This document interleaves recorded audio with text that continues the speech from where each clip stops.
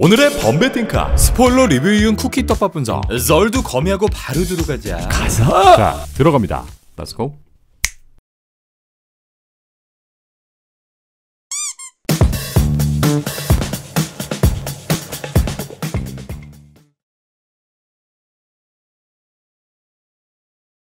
이번 영화의 개봉 전 돌돌 루머. 영화의 쿠키 영상은 기존 마블 영화처럼 총 2개가 될 것이고 두 번째 엔딩 크레딧 영상엔 닥터 둠이 등장할 것이다 라는 루머였는데, 알려진 루머와는 달리 이번 영화의 쿠키 영상은 단 하나. 스포 영상을 통해 언급드린 내용처럼 굉장히 감정적인 장면. 다시금 IT로 떠난 나키아를 찾아온 슈리의 모습을 보여주는데, 슈리는 해변에 앉아 어머니 라문다가 했던 대로, 그리고 그의 선조들이 했던 대로 오빠 트찰라 장례식에 입었던 의복을 불태우며 관습이라 여겨졌던 행위들을 받아들이게 됩니다. 네, 그리고 영화의 쿠키이자 하이라이트, 다음 장면은 트찰라와의 회상씬들, 트찰라와 체드윅 보스만의 마지막을 진심으로 애도하는 그와 작별 인사라는 씬들이 이어집니다.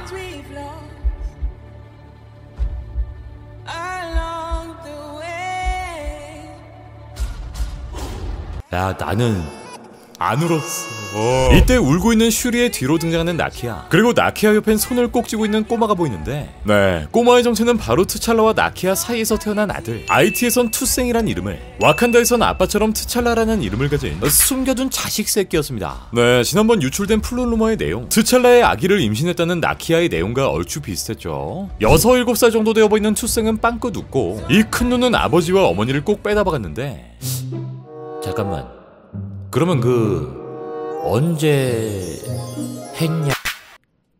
이때네. 나키아는 트찰라의 장례식에 참여하지 않았었고, 이 사실은 네이머로부터 슈리를 납치당한 후 나키아를 찾아 IT로 직접 찾아온 라문다에 의해 밝혀졌는데, 알고 보니 그 이유가 바로 요 투생 때문. 죽은 트찰라의 아들이 존재한다는 사실을 알게 된다면 어린 나이부터 트찰라의 왕자를 이어가야 하는 책임감, 또 모르긴 몰라도 옳고 그름을 따지는 분쟁 또한 발생했을 것이기에 투생이 성장하는 시간만큼은 이 IT의 삶을 선택했던, 그리고 트찰라의 장례식에 일부러 가지 않았던 나키아의 현명한 판단이었던 것입니다. 여기서 어머니 라문다를 보여주었다는 슈리의 말에 그렇다고 대답하는 나키아. 이 말에 슈리는 더 마음 편히 웃음 짓게 되고, 꼬마 투생은 아버지와 같은 말을 꺼내며 와칸다 포에버의 쿠키 영상은 모두 끝이 납니다. My name is King T'Challa, son of King T'Chaka. 일단 트찰라의 죽음을 통한 블랙팬서의 승계, 그 임시직은 우리의 간디 팬서, 슈리 팬서가 이어받게 되었고, 결국 이 6살짜리 꼬맹이가 다시 불펜의 자리를 이어받게 될 것으로 보이는데, 지난 어벤져스 엔드게임의 경우 분립된 5년이라는 시간이 발생했고, 이 때문에 모든 캐릭터와 상황들에 굉장히 많은 변화가 일었지만, 향후 진행될 페이지 5,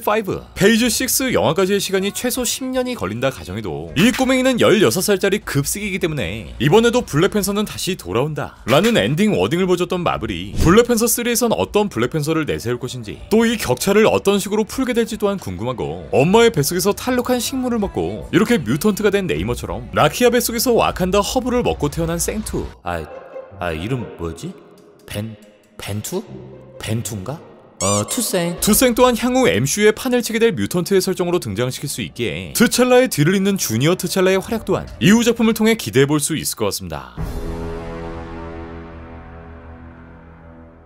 원래 기존 마블 영화 같은 경우 이렇게 영화 엔딩 이후 미드 크레딧씬 하나, 크레딧이 다 올라간 후 엔드 크레딧씬 하나를 보여주는 게 국룰이었는데, 지난 11월 1일 콜라이더와의 인터뷰를 진행했던 프로듀서 네이트 머는 쿠키 영상 루머에 관련된 썰을 풉니다. That originally at the end of the credits of Wakanda Forever, you were going to have a final credit scene. No, actually, and I've heard those rumors too. No, was such that it didn't feel appropriate to have then like a stinger. You know what I mean? Much like Endgame felt like an emotional experience that you also didn't need like a stinger at the end of this. This felt like we just wanted to tell the story as it was conceived without an added bonus. So unfortunately, there isn't an end credits. 이번 영화의 전반적인 톤의 매너가 체드윅 보스만을 추모하는 분위기를 보여주고 있기 때문에 거대한 떡밥이 담긴 요 엔드 크레딧 쿠키 영상은 아예 쏙 빠져버린 셈인데, 그리고 이 쿠키 영상은 잘 알려진 내용처럼 향후 MCU 작품에 떡밥이 담긴 닥터둠의 등장, 또 닥터둠이 국왕으로 존재했던 국가이자 마법과 과학이 혼재되어 있는 닥터둠의 도시 라트베리아의 떡밥이 등장합니다. 그렇다면 원작 코믹스 속 닥터둠의 왕국, 이 라트베리아는 대체 뭐하는 곳이며 이 철가면 아저씨가 대체 뭐하는 놈이길래 이렇게 난리 부르스를 추는 것일까? 라트베리아는 우리나라에서 비행기 타면 대략 12시간 정도 걸리는 동유럽, 이 세르비아와 루마니아 사이에 위치한 작은 가상국가로 1964년 판타스티포 애니얼 2화를 통해 처음 그 모습이 등장합니다. 라트베리아는 코믹스의 시대상, 그러니까 만화가 발행되는 시기에 따라 다른 모습으로 비춰지기도 하는데 14세기 당시부터 여러 왕들에 의해 지배되었고 기본적으로 이 모든 왕들은 독재자들이었는데 주인공인 둠, 빅터 폰둠이라는 이름을 가진 평범한 아이 또한 라트베리아 인구의 99%를 차지하고 있던 집시 가문의 후손으로 자라게 됩니다. 둠의 어린 시절 라트베리아를 통치하던 국왕 루돌프란 이름을 가진 이 독재자 국왕은 폭군처럼 행동하며 국민들을 노예로 부렸고 특히 라트베리아 국민의 대다수였던 집시들을 처참히 총살해버립니다. 둠의 어머니 신시아는 마녀 출신이었고 이 폭군 루돌프에 저항하기 위한 주문을 연구하기 시작하는데 이 과정에서 마주하게 된 악마, 거대한 악마에게 속으며 지옥행 열차를 타게 됩니다. 남겨진 둠과 아빠인 베르너, 둠의 아빠는 남작 부인의 암을 치료하지 못한 채로 이렇게 둠과 함께 야반 도주를 하게 되고 하필 도주를 한 시점은 엄청나게 혹한의 겨울, 이 거센 추위로부터 어린 아들을 지키기 위해 결국 이렇게 동사해버립니다. 그렇게 분노와 복수심만 남게 된 둠은 라트베리아의 폭군 루돌프 국왕에 대한 복수는 물론 국왕을 지원했던 미국을 향한 복수를 다짐하게 됩니다. 둠은 천재적인 과학 능지는 물론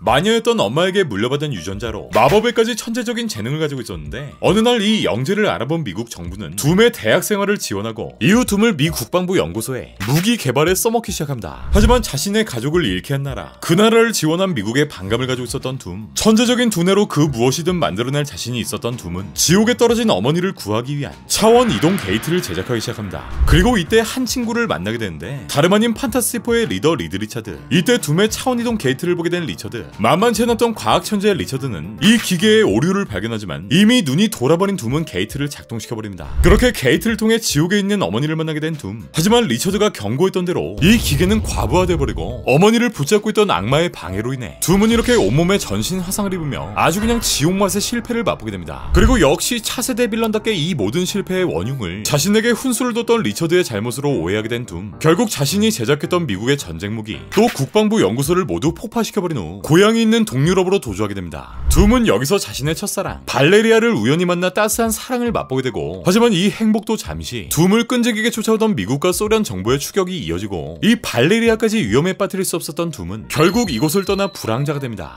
둠의 다음 행선지는 다름 아닌 티벳. 이렇게 무시무시한 괴 생명체까지 존재하는 이곳에 떨어지는데 그렇게 티벳 사원에 도착한 둠, 이렇게 승려들 앞에서 엄청난 마법 솜씨를 뽐내고 승려들의 원피, 승려들의 아이돌이 되며 결국 이 티벳 왕국의 대장이 됩니다. 그 누구의 방해도 없었던 이곳에서 둠은 이 마법 능력치를 만땅으로 찍으면서 모든 수행을 마스터하게 되고 티벳을 떠나 다시 한번 부루마블을 시전하는데 이전의 사고 이후 오랜 시간 동안 이렇게 붕대를 칭칭 감고 살던 마스터 둠에게 우리 승려 팬들은 이별의 선물로 철가면, 철갑옷을 선물하게 되고 닥터 둠이라는 칭호를 획득하게 됩니다. 이후 터둠이 형이 한 곳은 고향 라트베리아. 독재자들의 만행이 끊이지 않는 이곳, 국민들은 아직까지 강제 노역을 하고 있었고 과학과 마법의 능력치를 다 찍어버린 둠, 그야말로 대마법사가 된 둠. 아무도 이 닥터 둠의 코터를 건드릴 수 없었고 그렇게 둠은 억압받던 시민들을 구해내고 루돌프 사슴코 국왕을 끌어내며 새로운 라트베리아 국왕 자리에 오르게 됩니다. 이후 라트베리아 전역엔 닥터 둠의 마법과 과학이 널리 퍼지고 여느 선진국 못지않은 경제력, 강한 인프라가 형성되면서 자신이 나고 자랐던 라트베리아 시민들의 안전과 재산을 지켜주는 닥터 둠의 건실한 국가로 묘사됩니다. 네, 여기까지가 닥터 둠의 과거를 비롯한 라트베리아의 스토리가 담긴 2006년 발간된 둠에서라는 원작 코믹스의 스토리고요.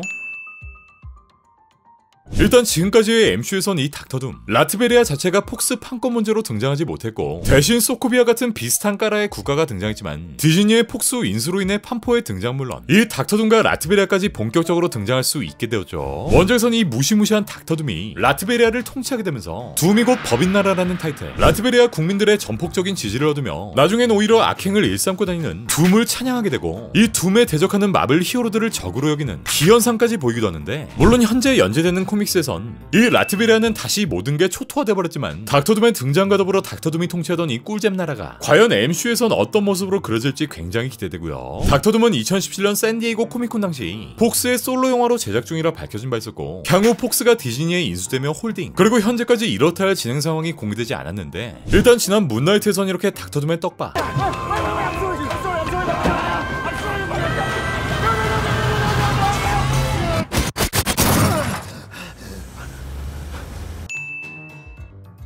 둠의 본명인 본둠의 박스가 등장하기도 했었고, 사실상 닥터둠의 등장은 기정사실화된 셈. 현재 닥터둠의 캐스팅 루머엔 아담 드라이버, 라이언 고슬링, 지안칼로 에스포지토까지 언급된 상황이며, 최근 닥터둠과 관련된 루머에선 향후 제작될 판타스틱4의 메인 빌런은 이 닥터둠이 아닐 수 있다라는 소식까지 전해진 상황입니다. 어찌됐건 향후 MCU의 최대 메인 캐릭터, 수많은 마블 캐릭터와의 연계, 또 재밌는 스토리까지 가지고 있는 이 캐릭터가 언제 어떤 작품을 통해 어떤 배우가 연기하게 될 것인지 계속해서 터둠 형의 뒤를 캐보도록 할게요.